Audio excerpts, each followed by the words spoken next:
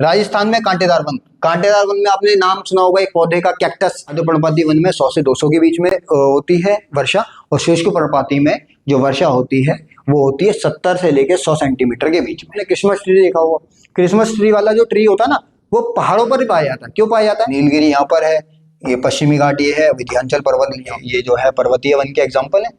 ये dot dot dot जो कर दिए। जय हिंद प्यारे दोस्तों, स्वागत है आपका आपके YouTube चैनल की टू सक्सेस पर। आज हम लेके आए हैं आपके लिए ज्योग्राफी का एक नया सेशन जो रहेगा प्राकृतिक वनस्पति के बारे में। प्राकृतिक वनस्पति क्या होती है? तो हमारे खूबसूरत प्यारे प्यारे जंगल, उन्हीं को हम कहते हैं प्राकृतिक वनस्पति। आइए पढ़ते हैं, बहुत ध्यान से पढ़ेंगे, नोट्स बनाएंगे और इस चैप्टर को एकदम क्लियर कर देंगे जड़ से, जिससे हमारा एग्जाम में कोई क्वेश्चन ना छूटे। आइए शुरू करते हैं प्राकृतिक वनस्पति। देखिए प्राकृतिक वनस्पति भूगोल का चैप्टर नंबर 5 है, भारत के हरे भरे खूबसूरत जंगल। आइए पढ़ते हैं। देखिए प्राकृतिक वनस्पति, सबसे पहले तो हमारे मन में चैप्टर का नाम पढ़ के ही एक बात आती है कि प्राकृतिक वनस्पति है क्या। क्या होती है प्राकृतिक वनस्पति? देखो वनस्पति दो प्रकार की होती है, एक मानव के द्वारा उगाई गई और एक होती है प्राकृतिक। प्राकृतिक का मतलब खुद, प्राकृतिक यानी नेचुरल, जो ऐसी वनस्पति या ऐसे पेड़ पौधे जंगल जो अपने आप ही उग गए हैं, जिसमें मानव का कोई भी हस्तक्षेप नहीं है। जैसे आपने देखा होगा कोई बाग होता है, बाग यानी फलों का बाग होता है जिसमें बहुत सारे पेड़ होते हैं। उसमें क्या होता है, वो पेड़ किसी किसान के द्वारा या मतलब उगाया जाता है ना, किसी किसान के द्वारा, किसी व्यक्ति के द्वारा। पर लेकिन ये प्राकृतिक वनस्पति क्या होती है? अब जैसे एक जंगल है, बहुत बड़ा जंगल है, उसमें क्या किसी व्यक्ति ने जाकर एक एक करके पेड़ लगाए होंगे? नहीं, वो पेड़ पौधे, वो घास, वो हरियाली, वो अपने आप ही उगी है, तो इसलिए हम उसे कहते हैं प्राकृतिक वनस्पति। आइए पढ़ते हैं। देखिए सबसे पहले डेफिनेशन पढ़ लेते हैं। इसके अंतर्गत वह पेड़ पौधे आते हैं जिनका विकास बिना किसी मानवीय हस्तक्षेप। मानवीय हस्तक्षेप से मेरा मतलब क्या है? मानवीय हस्तक्षेप यानी हमारी दखल अंदाजी, हमने कोई दखल अंदाजी नहीं करी है, उसके बाद ये उग गए हैं खुद ही, ठीक है। तथा यह प्राकृतिक रूप से उगते हैं, प्राकृतिक यानी अपने आप से। अच्छा, भारत में विभिन्न विभिन्न स्थान पर विभिन्न विभिन्न प्रजातियां पेड़ पौधों की या वन्य जीव की पाई जाती है, उनके बारे में हमारे को पढ़ना है। आइए पढ़ते हैं। देखिए जैसे हिमालय में शीतोष्ण, शीतोष्ण यानी शीत, शीत यानी ठंडे, और उष्ण यानी गर्म, दोनों तरीके के वन पाए जाते हैं। पश्चिमी घाट और अंडमान निकोबार में उष्णकटिबंधीय, उष्णकटिबंधीय यानी गर्म वन पाए जाते हैं, वर्षा वन पाए जाते हैं। डेल्टा में मैंग्रोव वन पाए जाते हैं। एक एक करके मैं सब कुछ क्लियर करूंगा आपको कि कौन से वन है, क्या ये प्रकार है ना, बस आप अभी नाम पढ़ लीजिए। राजस्थान में कांटेदार वन। कांटेदार वन में आपने नाम सुना होगा एक पौधे का, कैक्टस, जिसमें बहुत ज्यादा कांटे होते हैं, तो वो वन जो है वो कांटेदार वन होते हैं। आइए एक एक करके सबको पढ़ते हैं। देखिए वनों के प्रकार। वन यानी जंगल, फॉरेस्ट। कितने प्रकार के भारत में जंगल पाए जाते हैं? तो भारत में मुख्यतः 5 प्रकार के जंगल पाए जाते हैं। सबसे पहले उष्णकटिबंधीय सदाबहार वन। अभी आप बस डेफिनेशन पढ़ लीजिए या इनके नाम पढ़ लीजिए, हम आगे चलकर इनको पूरे, ठीक है। उष्णकटिबंधीय पर्णपाती वन, उष्णकटिबंधीय कांटेदार वन, पर्वतीय वन जो पर्वतों पे पाए जाते हैं, वैनचाली व अनुवन जो आर्द्र होते हैं, आर्द्र यानी ठंडे होते हैं। आगे चलते हैं, पढ़ते हैं एक एक करके सारे वनों को। देखिए सबसे पहला हमारा जो टॉपिक है वो है उष्णकटिबंधीय सदाबहार वन या अर्ध सदाबहार वन। क्या होते हैं उष्णकटिबंधीय सदाबहार वन? सबसे पहले ना इन्हें जो है वर्षा के आधार पर बांटा जाता है। वर्षा के आधार पर यानी ज्यादा वर्षा जहाँ होती है उस जगह के पेड़ पौधे कुछ अलग तरीके के पाए जाते हैं, कम जहाँ वर्षा होती है उस जगह के पेड़ पौधे कुछ अलग तरीके के पाए जाते हैं। तो उन्हीं के अकॉर्डिंग पर इनकी जो वनस्पति होती है, पेड़ पौधे होते हैं, उन्हीं के आधार पर हम इन वनों को बांट देते हैं। तो हमारा पहला जो वन है, जिसे इंग्लिश में कहते हैं ट्रॉपिकल एवरग्रीन फॉरेस्ट, उष्णकटिबंधीय सदाबहार व अर्ध सदाबहार वन। आइए पढ़ते हैं। देखिए पहला इसका विशेषता क्या है? आपसे पूछ लेगा कि उष्णकटिबंधीय सदाबहार वन की विशेषता बताइए, तो क्या विशेषता होती है? जहां पर ये उन क्षेत्रों में पाए जाते हैं जहां पर वर्षा जो है वो भारी वर्षा हो। भारी वर्षा यानी ज्यादा किलो वजन की होती है? नहीं, भारी वर्षा का मतलब उनकी मात्रा ज्यादा हो, ज्यादा मात्रा में, भारी मात्रा में वर्षा हो, 200 सेंटीमीटर से अधिक। वर्षा को हम नापते सेंटीमीटर में, मिलीमीटर में, तो जिस इलाके में 200 सेंटीमीटर से ज्यादा वर्षा होती है वहां पर कौन से वन पाए जाते हैं? वहां पर पाए जाते हैं उष्णकटिबंधीय सदाबहार वन, ठीक है। यहाँ का औसत तापमान 22 डिग्री सेल्सियस से अधिक होता है। 22 डिग्री सेल्सियस ना तापमान नापा जाता है। इन वनों में वृक्षों की लंबाई 60 मीटर से अधिक होती है। पेड़ जो है काफी ऊंचे पाए जाते हैं। तो हो गया, यहाँ पाए जाने वाले मुख्य वृक्ष कौन से? आबून, मागोनी, रोजवुड, ये सारे पेड़ पौधे पाए जाते हैं। और भारत के किस किस इलाके में ये वन पाए जाएंगे? तो पश्चिमी घाट। मैं पश्चिमी घाट आपको पढ़ा चुका हूँ, कौन से वाले पार्ट में? भारत के भौतिक विभाजन वाले चैप्टर में मैंने आपको बताया था कि पश्चिमी घाट क्या है, तो वो गया। उत्तर पूर्वी भारत, अंडमान निकोबार द्वीप समूह, इन इलाकों में ये वाले वन पाए जाते हैं। अर्ध सदाबहार, अब देखिए इसमें दो चीज आ रही है, एक तो कटिबंधीय सदाबहार वन और अर्ध सदाबहार। अर्ध सदाबहार वन में क्या होगा, इसमें वर्षा जो होती है वो 200 से हल्की सी थोड़ी सी कम होती है ना, तेरा इसमें अपेक्षाकृत कम वर्षा होती है। और महत्वपूर्ण वृक्ष की प्रजाति है इसमें शीशम, शीशम का पेड़, सागौन या चंदन का पेड़ जो होगा वो इस सब में आता है। देखिए सबसे पहले मैंने आपको बता दिया कि किस किस इलाके में पाए जाते हैं। देखिए ये पश्चिमी घाट है, तो पश्चिमी घाट के कुछ इलाके में, ये नॉर्थ ईस्ट है हमारा, नॉर्थ ईस्ट यानी उत्तर पूर्वी है, तो उस इलाके में ये क्या कहते हैं बंगाल का इलाका आ गया, पश्चिम बंगाल का, तो इन इलाकों में ये मुख्यतः ज्यादा वन पाए जाते हैं। कौन से वन, उष्ण कटिबंधीय सदाबहार वन। आगे चलते हैं, देखिए ये हो गया। देखिए उष्ण कटिबंधीय पर्णपाती वन, ये हमारा दूसरे प्रकार है। कौन सा, वृक्षों वनों के दूसरे प्रकार कौन सा होता है, तो वनों का दूसरा प्रकार उष्ण कटिबंधीय पर्णपाती वन होते हैं। अब उष्ण कटिबंधीय पर्णपाती वन को हम दो भागों में बांटते हैं, आर्द्र पर्णपाती वन और शुष्क पर्णपाती वन। अच्छा, इनकी विशेषता क्या है, कहां पर ये वाले वन पाए जाते हैं, तो जहां पर क्या कहते हैं वार्षिक वर्षा जो है वो 70 से 200 के बीच में हो रही है। वहां पर 200 से ज्यादा हो रही थी, यहाँ होगा, यहाँ क्या होगा, यहाँ 70 से 200 के बीच में। अब आर्द्र पर्णपाती क्या होंगे, आर्द्र पर्णपाती में होती है 100 से लेके 200 के बीच में, 200 सेंटीमीटर के बीच। और शुष्क, शुष्क यानी सूखा, यहाँ कितनी होगी, तो यहाँ जो वर्षा होगी वो होगी 70 सेंटीमीटर से लेके 100 सेंटीमीटर के बीच। तो इन दोनों में अंतर करने का सबसे अच्छा उदाहरण यही है कि इसमें जो है वो 100 से 200 के बीच में वर्षा होती है, और शुष्क पर्णपाती वनों में 70 से लेके 100 सेंटीमीटर के बीच में वर्षा होती है। आगे चलते हैं, देखिए आर्द्र पर्णपाती वन यानी अब कौन से पढ़ रहे हैं हम पढ़ रहे हैं कौन से, उष्ण कटिबंधीय पर्णपाती वन। पर्णपाती वन दो तरीके के होते हैं, एक आर्द्र पर्णपाती, एक शुष्क पर्णपाती, दोनों के बारे में पढ़ते हैं। देखिए आर्द्र पर्णपाती वन, शुष्क मौसम में इन वनों में पेड़ इन वनों के जो पेड़ होते हैं वो अपनी पत्तियां गिरा देते हैं। यहाँ पर वर्षा जो होती है वो 200 से लेके 200 सेंटीमीटर के बीच होती है। स्थान कहाँ पर पाए जाते हैं, वही पश्चिमी घाट के पूर्वी ढलान पर। पूर्वी यानी ये हमारा इस तरीके से भारत है, यहाँ पर पश्चिमी घाट है, तो इसके पूर्वी ढलान यानी इस इलाके में जो वन पाए जाएंगे वो कौन से, आर्द्र पर्णपाती वन। उत्तर पूर्वी राज्यों में पाएंगे ये भी पाए जाते हैं, और हिमालय की तलहटी में यानी हिमालय पर्वत है ना, तो हिमालय पर्वत जैसे ऐसे है, तो इस इलाके में जो वन पाए जाएंगे हिमालय के निचले इलाके में, वो कौन से वन पाए जाएंगे, आर्द्र पर्णपाती वन। पेड़ कौन कौन से, सागौन का, साल वृक्ष, शीशम का वृक्ष, आंवला, महुआ, सलाई, कुसुम, जामुन, ये सारे पेड़ जो हैं वो इस इलाके वृक्ष जो हैं वो पाए जाते हैं कहाँ पर, आर्द्र पर्णपाती वन में। मैं आशा करता हूँ कि आपको बहुत अच्छे से ये चैप्टर समझ में आ रहा होगा, और आगे चलते हैं, आगे भी समझिए। देखिए मैंने आर्द्र पर्णपाती वन आपको बता दिया, अब आप चलते हैं शुष्क पर्णपाती वन की ओर। देखिए मैंने क्या बताया था अभी, मैंने बताया था आर्द्र पर्णपाती वन में 100 से 200 के बीच में होती है वर्षा, और शुष्क पर्णपाती में जो वर्षा होती है वो होती है 70 से लेकर 100 सेंटीमीटर के बीच में। ठीक है, ये वन आर्द्र पर्णपाती वन की तुलना में कम घने होते हैं, यानी आर्द्र पर्णपाती वन में वृक्ष ज्यादा पाए जाते हैं, ज्यादा पास पास होते हैं। इसमें वृक्ष होते तो हैं, ज्यादा पाए जाते हैं, पर लेकिन उनकी तुलना में थोड़े से दूर होते हैं, कम घने होते हैं। जलवायु गर्म होती है, और शुष्क यानी सूखी हुई, नमी कम होती है और गर्म जलवायु होती है। मुख्य वृक्ष तेंदू, पलाश, अमलतास, बेल, खेर, ये मुख्य वृक्ष हैं यहाँ के। इन वनों में पेड़ शुष्क मौसम में अपनी पत्तियां इसमें भी गिरा देते हैं। इन वनों में घास के मैदान भी पाए जाते हैं। घास के मैदान का मतलब जहाँ पर ऐसे इलाके जहाँ पर पशु चारक अपने पशुओं को चराने के लिए जाते हैं, उन इलाकों को हम कहते हैं घास के मैदान। वो कहाँ पाए जाते हैं, वो शुष्क पर्णपाती वनों में पाए जाते हैं। आगे चलते हैं, ये हमारा टॉपिक क्लियर हो गया। देखिए कौन सा है शुष्क पर्णपाती वन, ये है ये वाला जो ज्यादा भारत का अधिकतर इलाका जो है वो शुष्क पर्णपाती वन के अंतर्गत ही आता है। ये सारे इलाके में, सॉरी शुष्क पर्णपाती नहीं, पर्णपाती वन में, उष्ण कटिबंधीय पर्णपाती वन, ये जितना भी मैं मार्क कर रहा हूँ, ये है ना, कलर कर रहा हूँ, ये सारा इलाका किस में आता है, ये सारा इलाका पर्णपाती वनों में आता है, उष्ण पर्णपाती वनों में।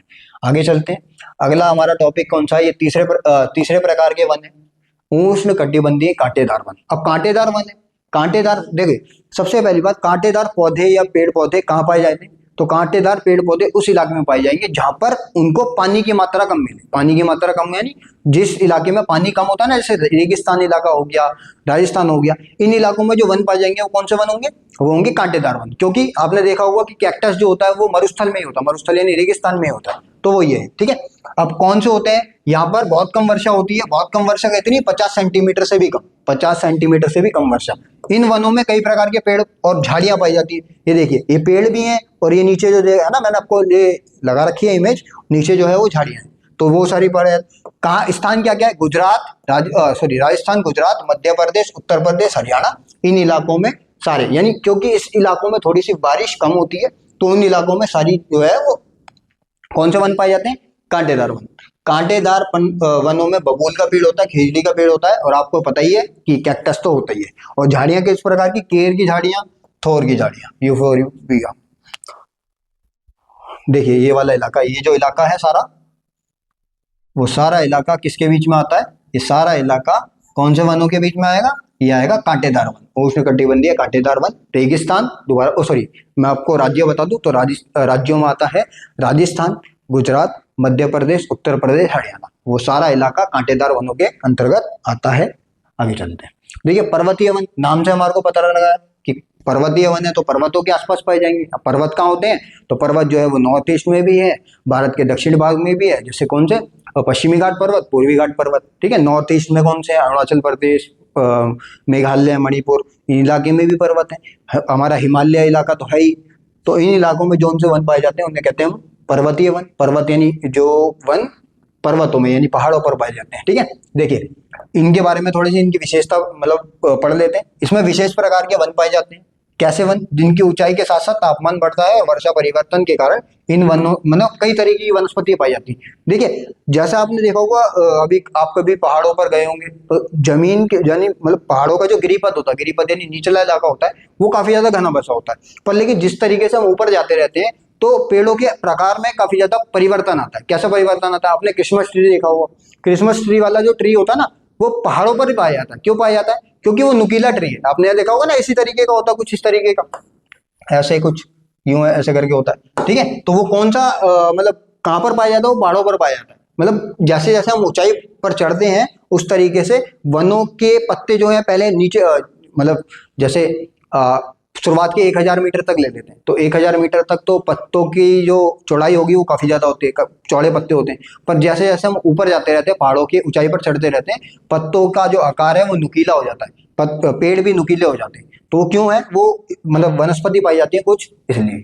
आगे चलते देखो, विभिन्न प्रकार के वन पाए जाते हैं। जैसे निचले इलाकों में चौड़े पत्ते वाले वन मैंने आपको समझा दिया है, जबकि ऊंचे इलाके में शंकुधारी वृक्ष, ये रहा शंकुधारी पेड़, जैसे चीड़ का वृक्ष, देवदार का, है ना, ये सब पाए जाते हैं। अनुकूल पर्वतीय वनों में पेड़ और पौधे ठंडी जलवायु, बर्फीले परिस्थितियों के अनुकूल होते हैं। मतलब अलग अलग जगह पर बर्फीला, ना पहाड़ों पर ही बर्फ भी होती है, तो उस इलाके में थोड़े पेड़ जो पाए जाएंगे वो अलग तरीके के पाए जाएंगे।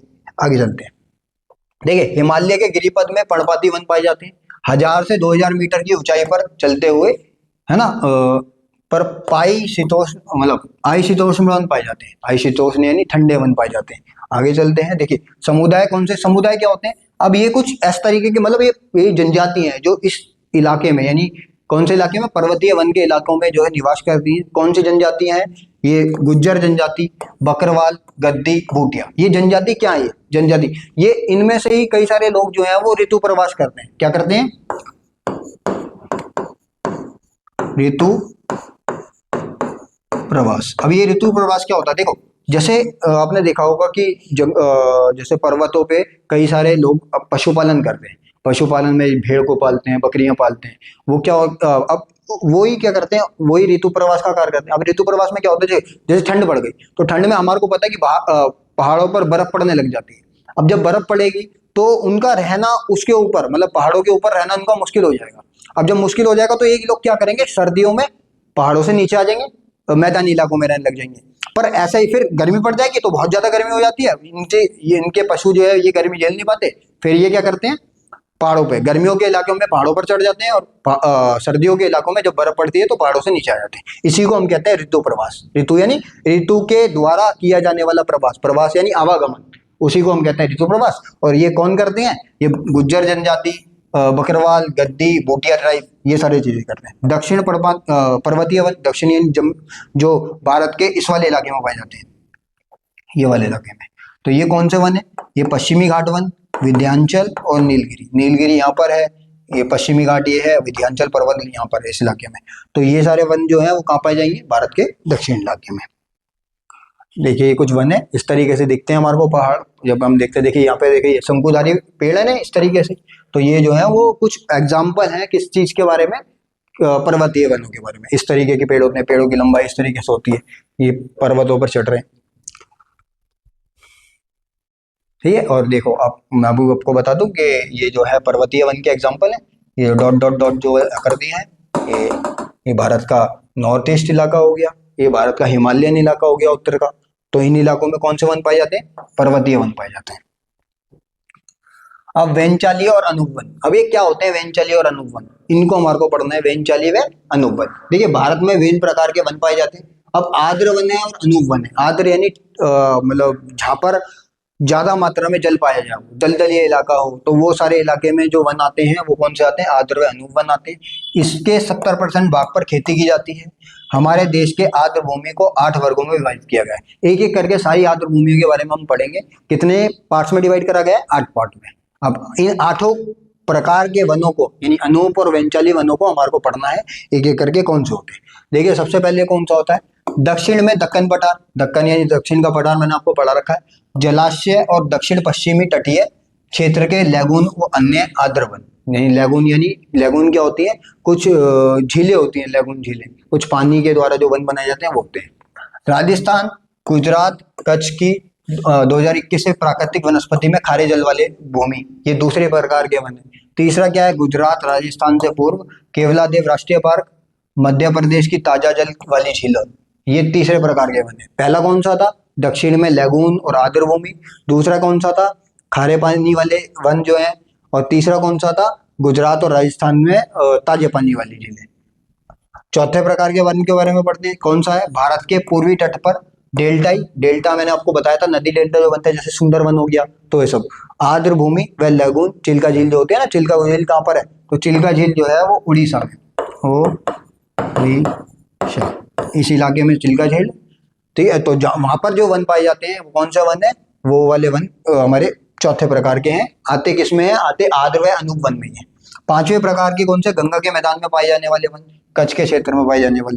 ब्रह्मपुत्र, और छठा जो है वो ब्रह्मपुत्र घाटी में बाढ़ के मैदान व उत्तर पूर्वी भारत, हिमालय के गिरिपथ, कच्छ व अनूप क्षेत्र के वन जो होते हैं वो होते हैं। अब ये कौन से, देखो मैंने बता दिया आपको, ब्रह्मपुत्र घाटी आप समझते हो कौन सी है, ब्रह्मपुत्र घाटी जो हमारे तिब्बत से होते हुए चीन से होते हुए भारत में प्रवेश करती है। तो उन इलाकों में जो वन पाए जाते हैं उनको रखा जाता है किसमें, अनूप व आर्द्र वन में। और हिमालय के गिरिपथ यानी हिमालय के निचले इलाके में जो वन पाए जाते हैं, कच्छ के इलाके में जो वन पाए जाते हैं वो सारे वन आते हैं इसमें। फिर हमारा जो है 7वां प्रकार का आता है कश्मीर लद्दाख की पर्वतीय झीलें और नदियां। और 8वां हमारा आता है अंडमान और निकोबार के द्वीप समूह, द्वीप चापो और मैंग्रोव वन। मैंग्रोव वन के बारे में हम थोड़ा सा विस्तार से पढ़ेंगे, अब इतना समझ लीजिए। मैं आपको एक बार दोबारा रिकॉल करा रहा हूँ सब कुछ। सबसे पहले आता है दक्षिण में दक्कनी पठार, जिसमें हमारा पश्चिमी घाट आता है, ठीक है। और लैगून इलाका आता है, लैगून इलाका जो उनका समुद्र वाला होता है। दूसरा जो होता है वो राजस्थान, गुजरात, कच्छ 2000 है ना, वनस्पति खारे जल वाली। फिर इसमें तीसरा ताजा वाला आता था, इसी इलाके में ताजा जल। और चौथा जो आता है वो पूर्वी घाट, पूर्वी तट में डेल्टाई प्रदेश जो होते हैं। मैंने आपको बताया था ना कि जितनी भी नदियां बंगाल की खाड़ी में अपना पानी गिराती हैं वो सारा डेल्टा बनाती हैं। तो जितने भी डेल्टा इलाका होता है वो सारा कौन से में आता है, वो आता है चौथे प्रकार के वनों में। चिल्का झील भी इसका एक एग्जाम्पल है। गंगा मैदान में ताजे वन पाए जाते हैं, ताजे पानी के, क्योंकि नदियों का पानी ताजा ही होता है। फिर छठे प्रकार के ब्रह्मपुत्र घाटी में पाए जाने वाले वन। 7वें जो है कश्मीर में, लद्दाख में पर्वतीय झील जो होती है और नदियां जो होती हैं। और 8वां जो होता है वो होता है हमारा अंडमान निकोबार, मतलब अंडमान निकोबार है ना हमारा जो दो हमारे एक लक्षद्वीप था, एक अंडमान निकोबार था। तो अंडमान निकोबार में आने वाले सारे जो वन होते हैं वो इसी के अंतर्गत रखे जाते हैं। मैंग्रोव वन के कुछ एग्जाम्पल हम आगे चल के पढ़ेंगे। देखे चलते हैं मैंग्रोव वन के ऊपर। इनकी जड़ें पानी के ऊपर निकलती हुई दिखाई देती है, ठीक है। इन्हें सांस लेने में मदद करती है। देखो मैंग्रोव वन क्या होते हैं, मैंग्रोव वन हमेशा पानी में पाए जाएंगे, एकदम दलदली इलाका होता है। पेड़ आपने देखा होगा, बेसिकली पेड़ की जो जड़ें होती हैं वो जमीन के अंदर होती हैं, पर यहाँ पर ऐसा नहीं होता। मैंग्रोव वन में पेड़ की जड़ें जो होती हैं वो पानी के ऊपर होती हैं। देखिए ये जैसे दिख रही है ना हमारे को, ये कुछ इस तरीके से, ये जो वन है वो मैंग्रोव वन है। अब इसमें क्या होता है, हरियाली होती है काफी, झाड़ियां पेड़ पाई जाती हैं, कई सारी प्रजातियां भी पाई जाती हैं इस इलाके में, और अधिकतर ये वन वहीं पाए जाएंगे जहाँ पर मतलब जल स्रोत होगा। सबसे मैंग्रोव वन का सबसे अच्छा जो एग्जांपल मिलता है हमारे को, वो मिलता है सुंदरवन में। सुंदरवन डेल्टा मैंने आपको पढ़ाया था, दुनिया का सबसे बड़ा नदी डेल्टा जो है, उसमें मैंग्रोव वन का सबसे अच्छा एग्जांपल हमारे को देखने के लिए मिलता है। भारत में यह 640 वर्ग किलोमीटर पर फैले हुए हैं। यह विश्व का 7% है, और यह भारत में डेल्टाई प्रदेशों में पाया जाता है। मैंने बता दिया जैसे सुंदरवन डेल्टा है, तो डेल्टाई प्रदेशों में कौन से वन पाए जाएंगे, तो डेल्टाई प्रदेशों में मैंग्रोव वन पाए जाएंगे। आगे चलते हैं, बहुत अच्छे से आप समझ रहे होंगे। हमारा जो ये रहा मैंग्रोव वन, वेंचाली वैनू वन, ये इलाका चिल्का झील, ये इलाका, ये सारे वन जो हैं वो किसमें अंतर्गत आते हैं, ये सारे वन वेंचाली वैनू वन में आते हैं, जिन्हें हम मैंग्रोव वन भी कहते हैं। भारत में वन आवरण, अब वन आवरण क्या होता है, वो इलाका, वो क्षेत्र जहाँ पर हरे बड़े पेड़ पौधे पाए जाते हैं, उन इलाके को हम वन आवरण क्षेत्र कहते हैं। देखिए मैंने वह क्षेत्र जहाँ हरे बड़े वन पाए जाते हैं, उन इलाकों को हम कहते हैं वन आवरण क्षेत्र। भारत में कितने प्रतिशत वन आवरण क्षेत्र है, तो वन की स्थिति भारत में 23.3% भाग पर है। वन रिपोर्ट 2011, हमारी वन रिपोर्ट आती है, वन रिपोर्ट हमारे को बताती है कि भारत के कितने इलाके, यानी किसी भी देश के कितने इलाके पर वन होने चाहिए। कौन बताता है ये हमारे को बताता है कौन, वन रिपोर्ट। कब आई थी वन रिपोर्ट, 2011 में आई थी। यह बताती है कि उन आवरण का 21.05% पर हमारा क्या है, वन है। होने कितने पर चाहिए, होने पर चाहिए 33% पर, इतने इलाके पर होने चाहिए। वन क्षेत्र की और वन आवरण दोनों ही क्षेत्र में भिन्नता पाई जाती है। अब वन क्षेत्र क्या होता है, ऐसा इलाका जिसमें वन है ही है, उन्हें हम वन क्षेत्र कहते हैं। वन आवरण क्या होता है, कृषि वाला इलाका, जहाँ पेड़ पौधे हैं, जहाँ पर जंगल है, उन सारे इलाके को हम वन आवरण कहते हैं। और जिस पर वन है, सिर्फ फॉरेस्ट है, जिसको रजिस्टर किया गया है, उनको हम कहते हैं वन क्षेत्र। देखिए वन संरक्षण, अब वन संरक्षण आप समझते हैं। सबसे पहली बात, वन संरक्षण क्यों जरूरी है हमारे लिए, या इसे क्यों करना है।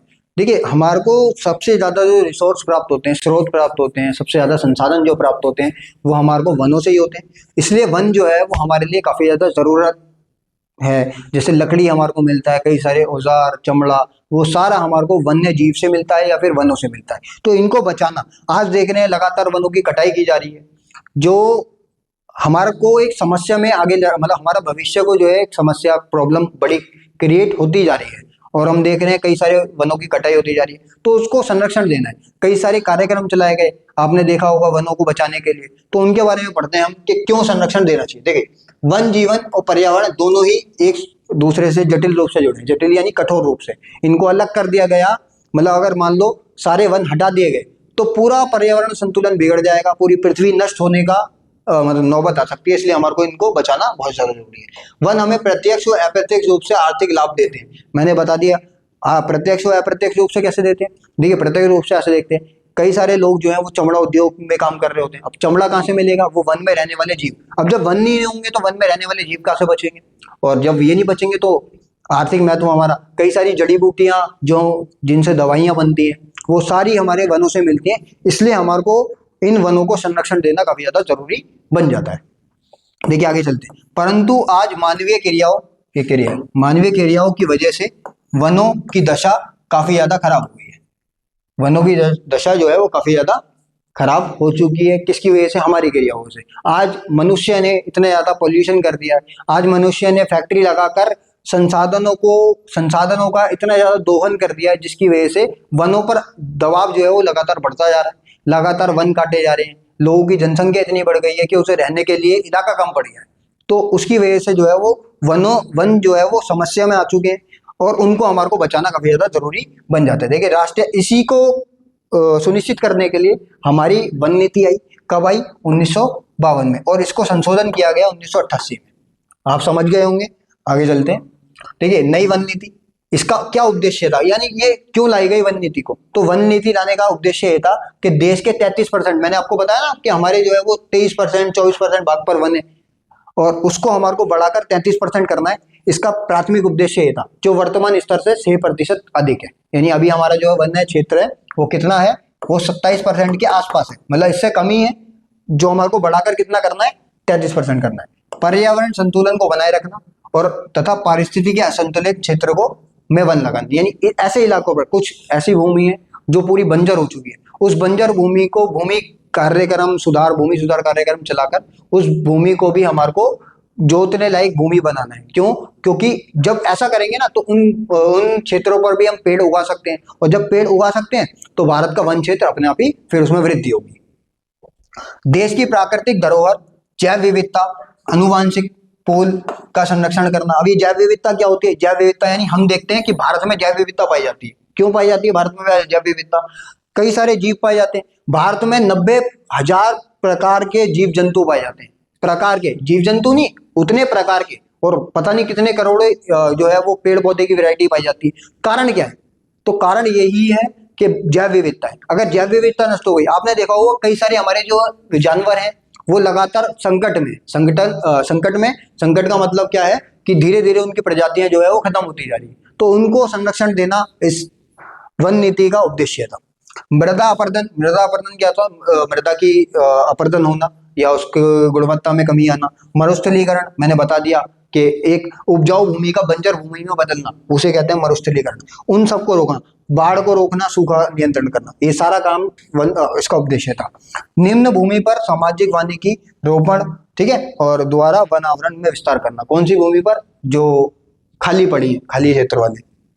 आइए आगे चलते। देखो, वनों की उत्पादकता बढ़ाकर वनों पर निर्भर गांव जनजातियों इमारत की लकड़ी, चारा, भोजन उपलब्ध कराना, ठीक है, और लकड़ी के स्थान पर अन्य वस्तुओं का प्रयोग करना। आपने देखा होगा कि कई सारे जनजाति होती है, जनजाति यानी आदिवासी ट्राइब होती है।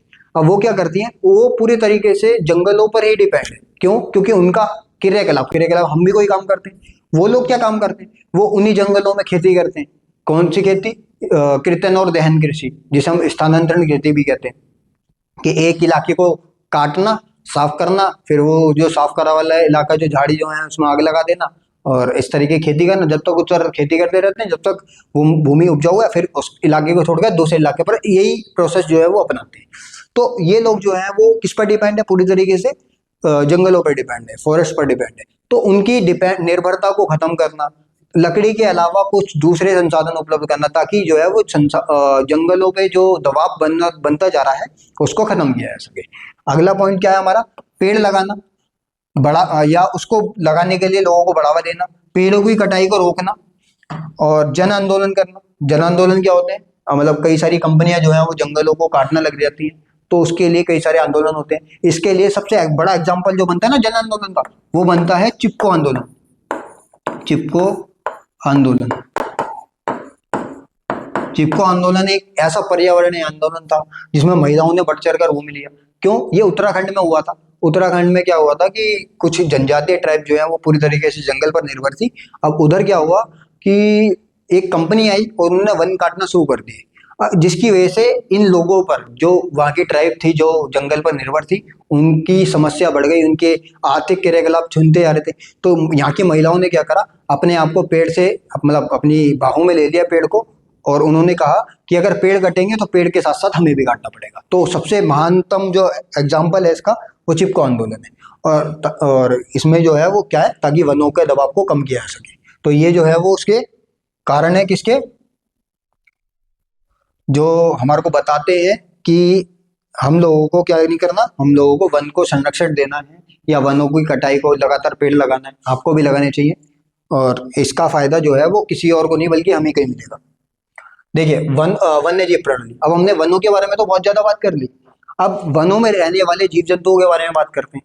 वो भी तो हमारे लिए जरूरी है, वो भी तो पर्यावरण का हिस्सा है। उनको भी तो जीवन में वही हक है, जो अधिकार है जो आपको है।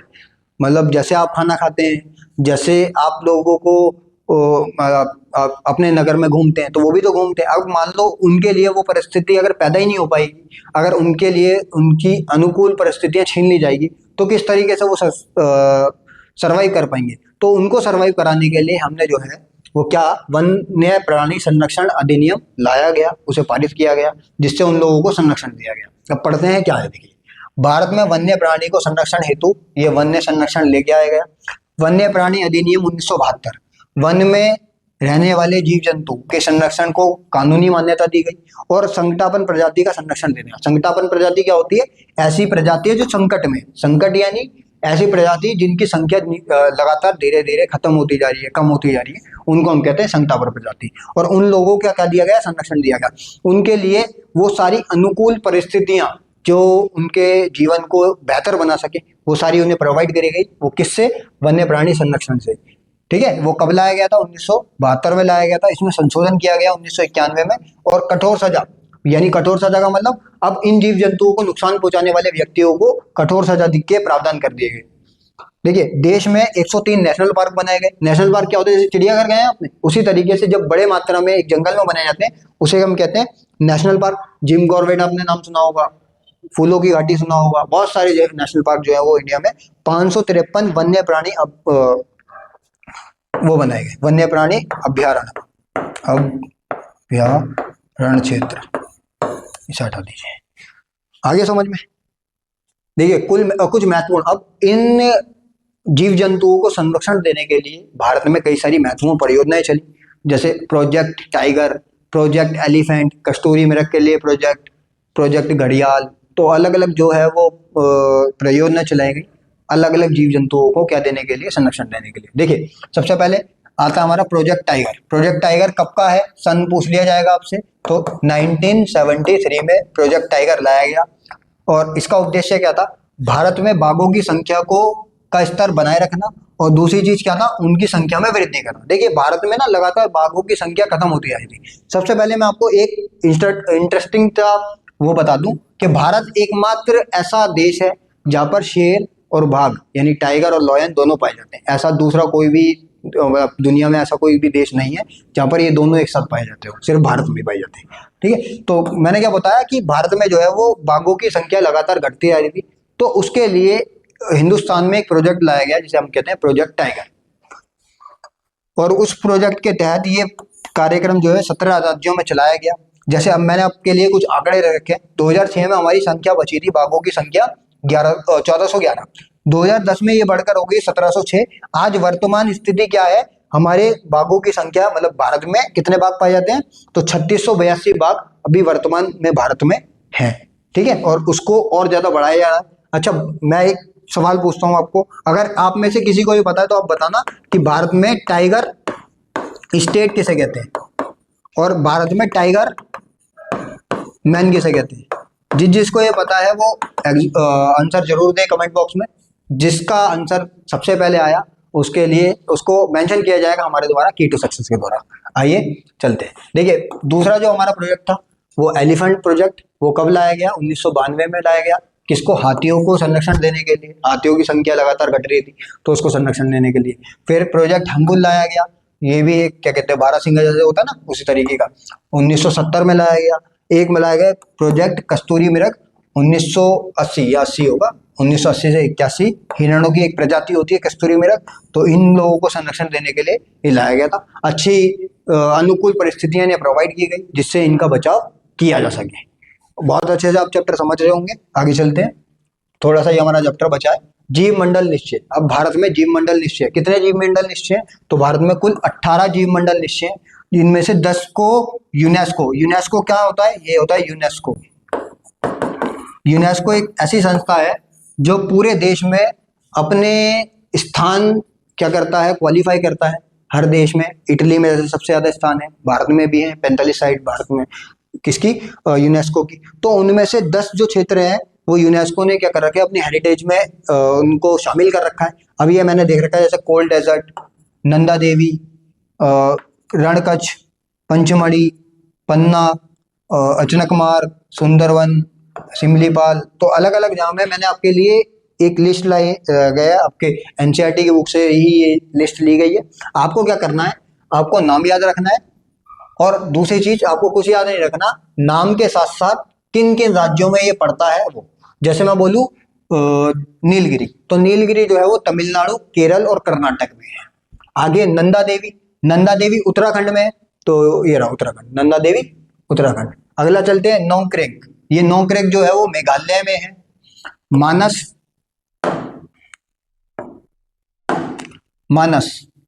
जो है वो कहाँ है, असम में है। सुंदरवन जो है पश्चिम बंगाल में है।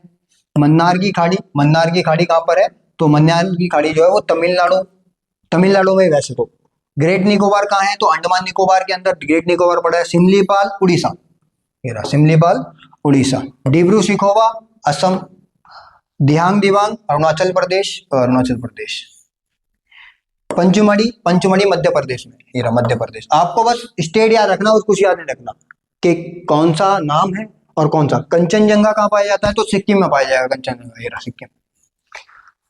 अगस्ता मलाई जो है वो केरल की अगस्ता मलाई पहाड़ियों पे पाया जाता है।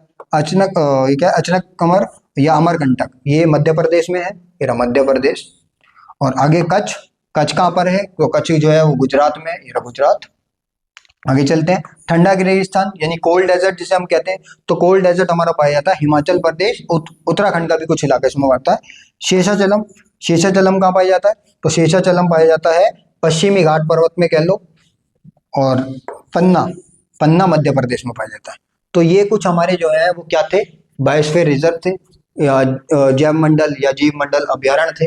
तो यही इस चैप्टर में था जो हमने बहुत अच्छे से कवर किया, और ये हमारा चैप्टर था, आपने बहुत अच्छे से समझा होगा, जाना होगा इस चैप्टर को। और मैं आशा करता हूँ कि इसी तरीके से आपका और हमारा सफर आगे चलता रहेगा।